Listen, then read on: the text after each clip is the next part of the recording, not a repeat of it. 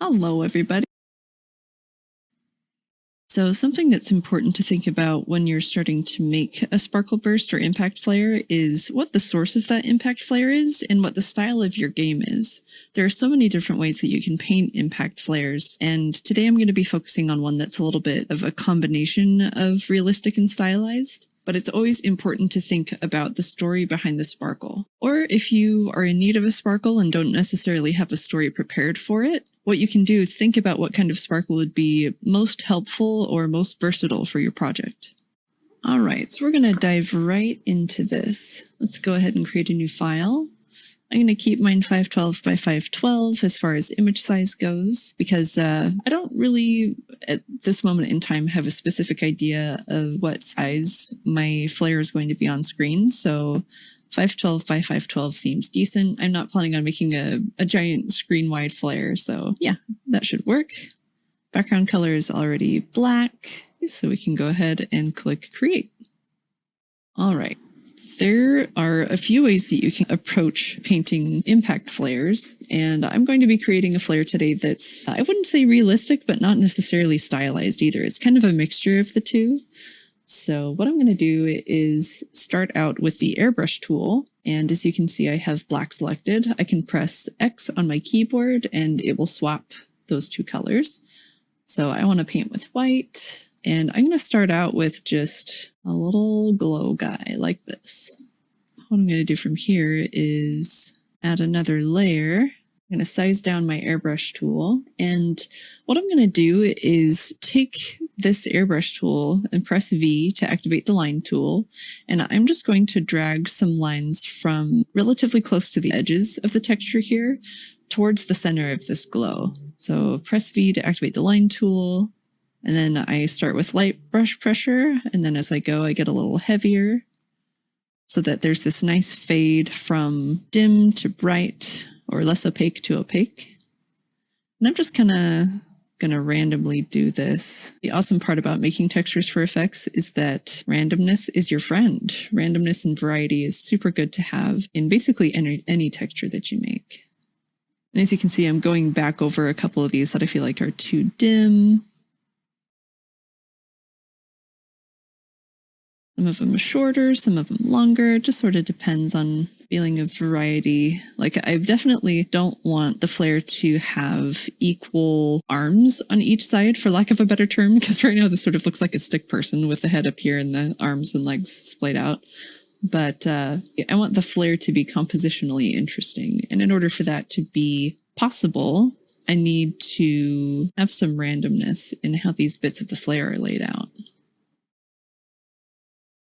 Okay, this seems like a decent start.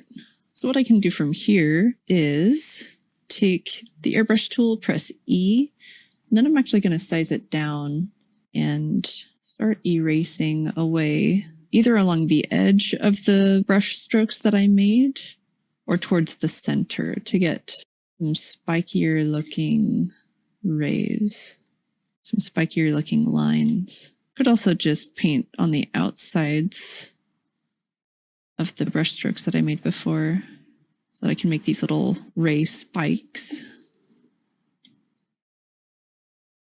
Now this obviously looks pretty blobby and gross right now, but thankfully a bit later we're going to add some more interesting, sharper shapes on top of this initial blobby shape. And if you find that you're getting sort of this, I'm getting a bit of this repetition look and stuff going on, you can always remove some of the rays if you feel like they're not really fitting. Or if you wanted to, you could toggle eraser off and then go back and add some more.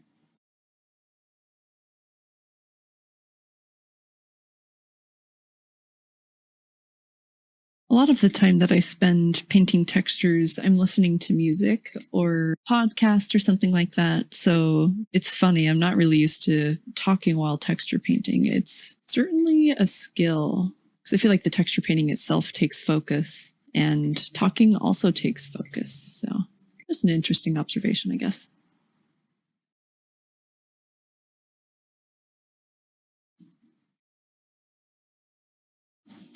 Actually going to add another to the bottom here. Whoopsie. And then go ahead and erase on the edges like I did before to make a nice little spike. Now you're probably looking at this thing going, oh my gosh, Allie, really? Are you an effects artist? Are you sure? And I promise you that this will become something cooler than what it is right now. I think that that looks interesting in the very least. So we've got kind of a flare texture going on here. I'm going to blur it out by going to Filter, Blur, Gaussian Blur. Get it to be a little softer maybe. That. So we have two layers right now. We have one that's just a generic glow, and then we have the other that is vaguely impact flare shaped.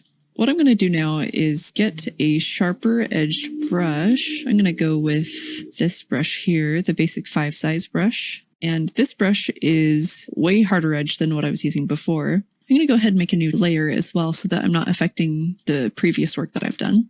And what I plan to do with this tool is to make a much harsher edged impact flare shape.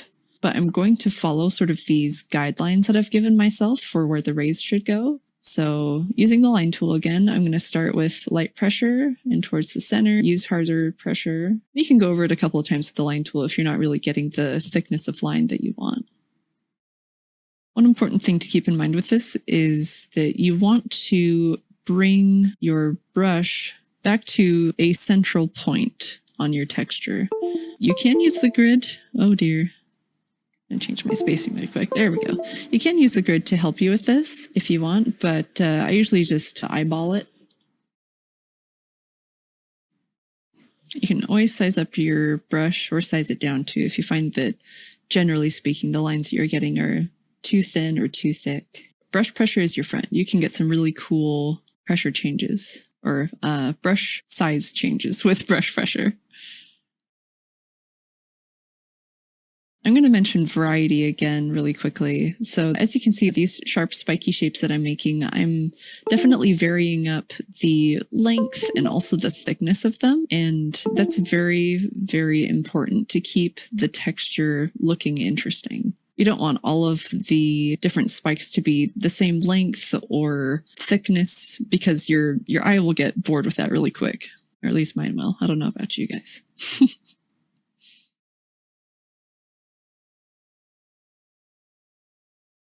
Also, something to keep in mind is you don't need all of these spiky bits to have super sharp tips. You can always go back in with the eraser tool and sharpen them up if you're planning on sticking with the shape being this sharp, but I'm going to show you a trick later that will make these sharp tips not matter so much. Adding more spikes, adding more spikes, adding more spikes, hey, hey, hey, hey. I'm probably actually going too spike heavy. This is a pretty visually intense lens flare, but I'm having fun with it. So we'll see how it turns out. All right. So now what I'm going to do is turn off the grid here, and I'm going to show you guys the trick that I was talking about that'll take care of the sharp tips of this particular texture that we've made.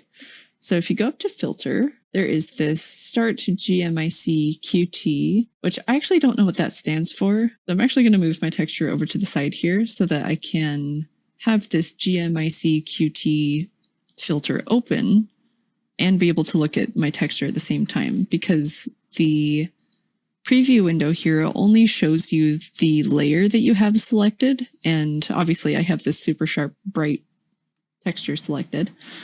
And I want to be able to see both of them at the same time so I can kind of visualize what this is going to look like applied on top of this soft glow and such that we have going on in the background. The filter that we want to use on this is under the degradations dropdown. It's right here under deformations. In degradations, there is what's called blur radial.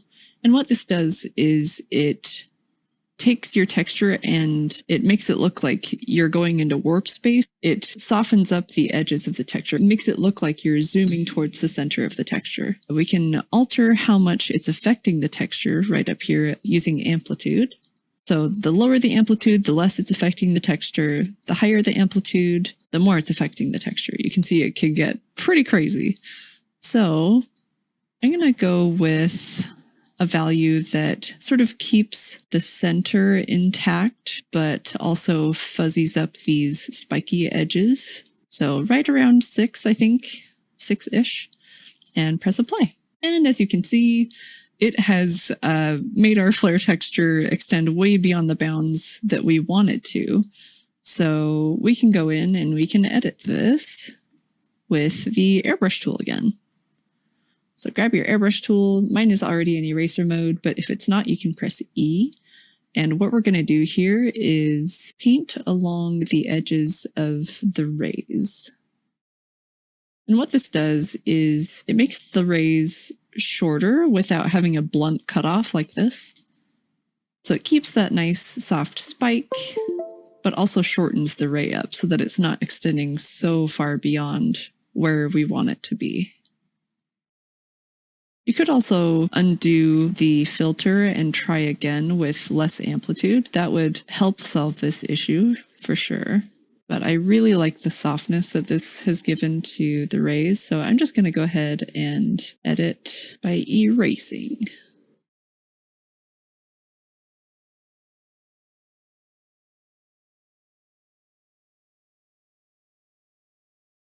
Some of these thin rays I'm actually going to make a bit shorter, as you can see, is because a lot of them ended up being super long, and I still want that variety that I was talking about earlier. Also going to try to make sure that none of these rays extend beyond the edges of the texture here.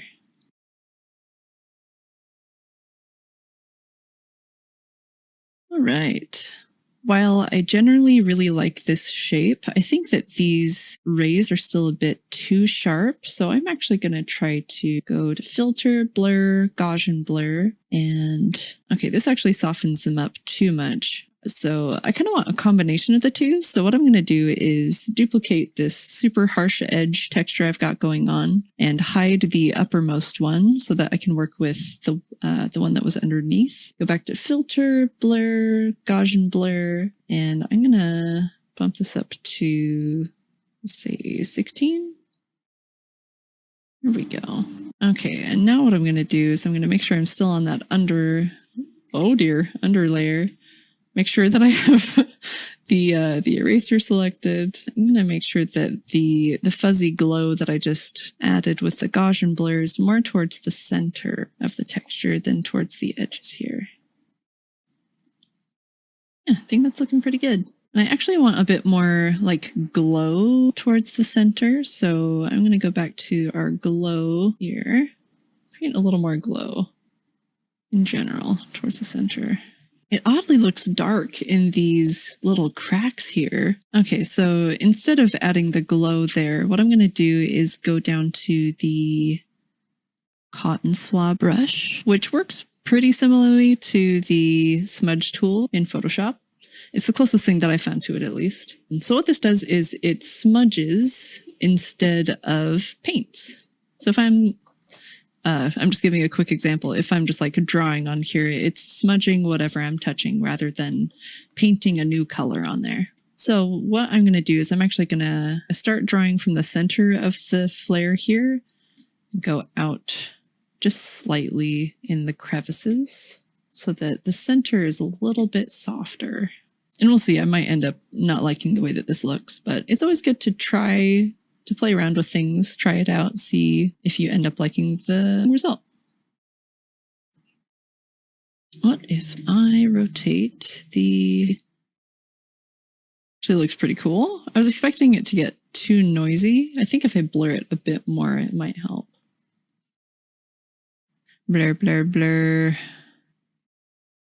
I might actually tone down the visibility on this glow sphere a little bit. I think that actually looks pretty good. And there you have it. We have an impact flare. This is sort of a, I don't know, I guess I would call it a mixture between realistic and stylized. I do think it's a bit noisy. I could probably do without some of these tinier rays that I've made. If you find that you've made too many rays, you can just smudge them out like I'm doing here. It's a bit of a pain in the neck process, but if it helps simplify things in a good way, then it's absolutely worth doing.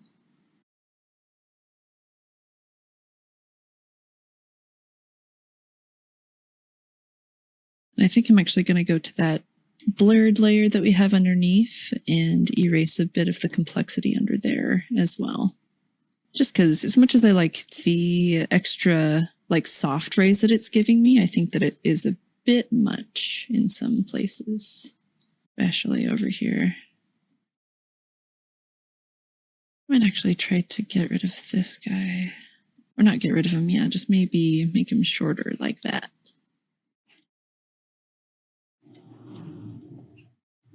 Cool. I think this looks pretty good. All right, so now that we have this all painted and done, what we can do is save out a source file, which I should have done from the beginning, and to save it as Impact Flair 2. There we go. Now we have our Krita source file made, and now we can save it out as a Targa in the correct folder. There we go. And now it is in Engine. Oh, there's actually one more thing. To double check that our texture isn't exceeding the edges here, to make sure that we don't see those sharp edges where the edges of the texture are in Engine, what I can do is select the topmost layer over here in the Layers tab and click New Layer from Visible. And what that does is it literally combines all of the layers underneath that are not hidden into one layer. So now if I were to erase, it would look no different because the layers underneath this are the exact same thing, but it's all combined on this layer. What we can do to make sure that the light isn't extending beyond the edges is to go to Filter, Adjust, Threshold. In order to see the flare at its brightest, we can drag this little arrow all the way down to the bottom. And as you can see, it does extend beyond the edges in a couple of places. So what I can do is press cancel, and I'll just work with this combined layer instead of working on the layers underneath. What I can do is take the airbrush tool, make sure that I have eraser mode off, make sure I have black selected. I can carefully just double check, make sure and paint along the rays, but paint in sort of like a V shape to make sure that the ray ends before it hits the edge of the texture. I think that ought to do it. So let's go ahead and try that threshold filter again. Drag the arrow all the way down. Looks like that bottom one still has a little bit, but I'm going to go ahead and take care of that and save this back out. All right, there's one other thing that we can do with our texture here. So right now this is an omnidirectional impact flare, and in some cases it's actually useful to have impact flares that are directional so that it looks like maybe something is popping up out of the ground, or something along those lines. And what you can do for that is we can take our handy dandy combined texture here, and let's actually duplicate it so that we have the original in case we need it for anything. All right, so now we have our combined texture. What we can do is press Ctrl and T to go into transform mode. And what I'm going to do is actually scale this, zoom out a bit so that I can actually scale it correctly. Scale it so that it looks about like this. So I have the transform tool selected here, and when I right click on one of the corner widgets that you can grab, there's a few different options that come up, and one of them is perspective. And perspective allows you to stretch the texture in really interesting ways. And how I wanted to use it for this is to pinch one side of the texture so that it stretches out the other side of the texture so that we get sort of that cool streaking light ray effect. And I'm also rotating the texture around because the pinched side ended up being on the top and I was not expecting that. If you click rotation and then press shift, it will snap to different degrees so that you can get a straight up and down rotated texture pretty easily. So I rotated it so that the longer light streaks were coming out of the bottom of the texture like this. And I think that that looks really cool. That works really well for our directional texture. So what I'm going to do from here is click here and then press Alt so that I can stretch out the texture a little bit. Obviously, this texture is clipping really terribly down at the bottom here. So I'm going to make a new layer, zoom in a bit. I am going to take the airbrush tool in black, and I'm just going to go ahead and paint along the rays towards this focal point down at the bottom. And then I'm going to paint along the edge here about like this so that it's not clipping. There we go. I think that looks great. Awesome. So that's how you can make a omnidirectional flare into a directional flare. And then we can bring this into Engine. So as a quick test, I brought the impact flare into Engine and have it set just on this simple burst emitter. And I honestly think that it's still a bit too noisy. I think I could simplify it up a bit and it would look a bit better. But yeah, I think that it works decently for what I would need it for, which in this case is, I guess you could call it placeholder. It could be a placeholder flare. Yeah, I sincerely hope that you guys found this lesson useful and that you feel like you know how to handle painting sparkle bursts. Thanks so much for watching, and I will see you guys in lesson 3. We're going to be talking about AoEs and shockwaves, and it's going to be a good time. So I will see you guys there.